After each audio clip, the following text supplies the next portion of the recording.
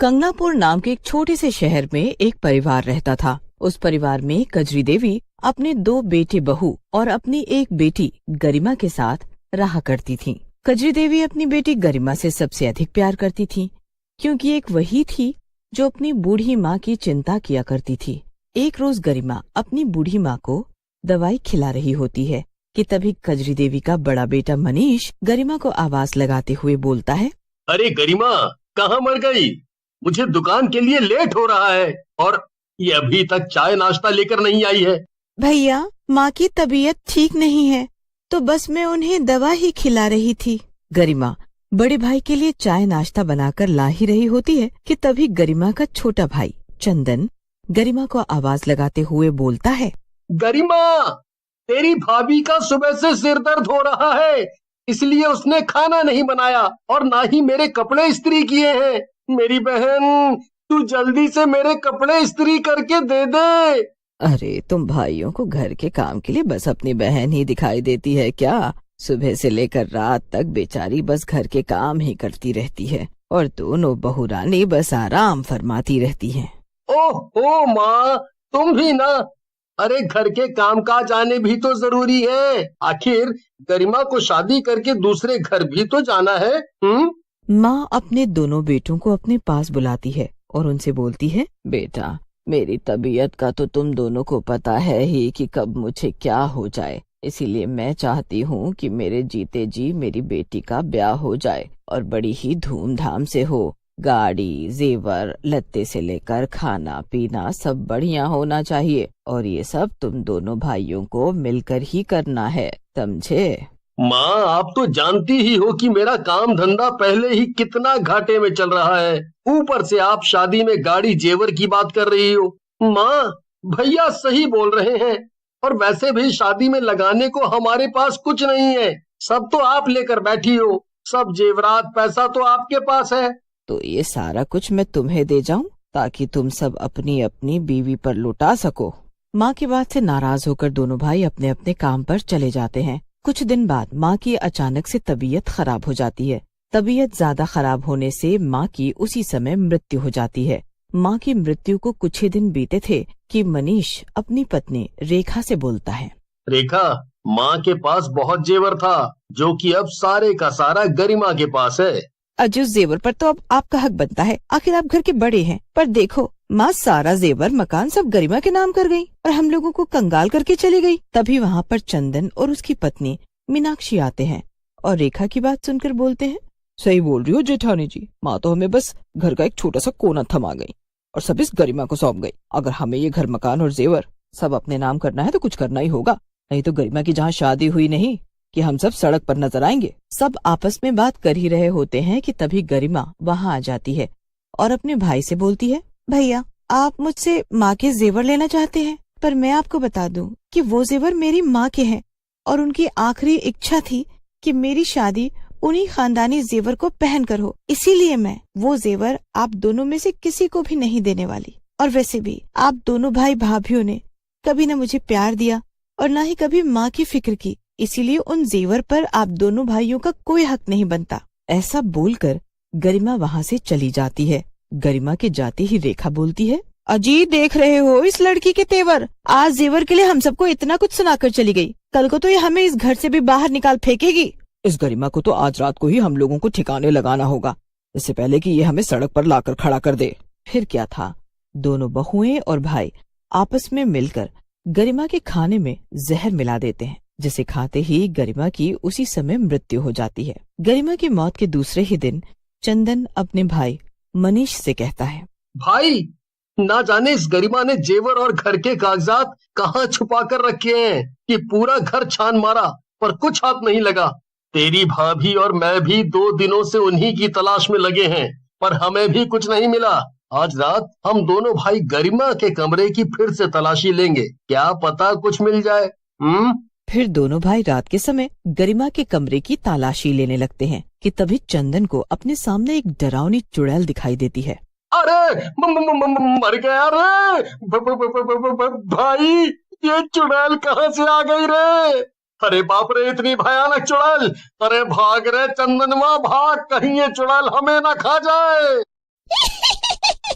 अरे अरे, कहाँ भागने की सोच रहे हो? अगर भाग गए तो जेवर और घर के कागजात कैसे ढूंढोगे? चुड़ैल की हंसी सुनकर रेखा और मीनाक्षी अपने कमरे से भागते हुए गरिमा के कमरे में आती हैं और वहाँ चुड़ैल को देखते ही दोनों के होश उड़ जाते हैं। चुड़ैल, आजी, हमारे घर में चुड़ैल है।